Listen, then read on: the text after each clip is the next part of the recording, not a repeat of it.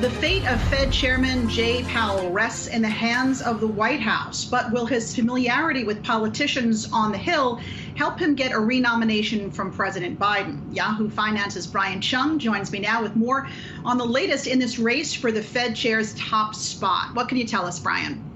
Well, Alexis, we're hearing that the White House is thinking about how to approach the nomination for who they want to be Fed chair beginning in the beginning of next year, but there's no update on timing yet. So I guess if you wanted to describe it as thinking about who they want in that position, that might be a fair way to characterize it. But look, when it comes to the Fed chairman, Jerome Powell himself, the incumbent has done a lot of work over the last 3.5 years or so in working the Capitol Hill offices. So consider this statistic from Bloomberg that says he's had 350 meetings, dinners, or phone calls with members of Congress. That's according to his monthly calendars. And by my count, since inauguration of Joe Biden earlier this year, he's met with 33 of 100 senators, and that includes all 9 freshman senators that are new to the 117th Congress. And that's really critical when you consider that ultimately it is going to be the Senate that decides the fate of whoever the White House ultimately picks as their new Fed chair, because they do have to go through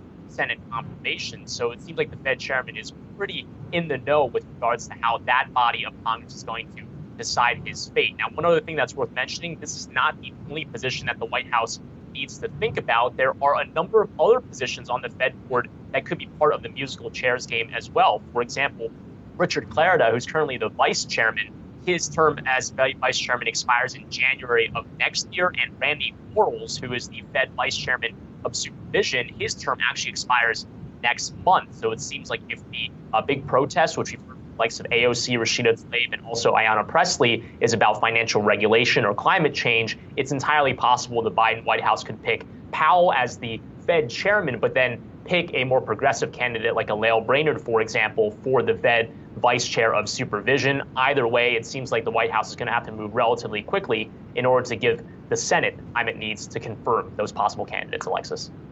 All right, thanks for breaking that all down for us, our Fed correspondent, Brian Cheung.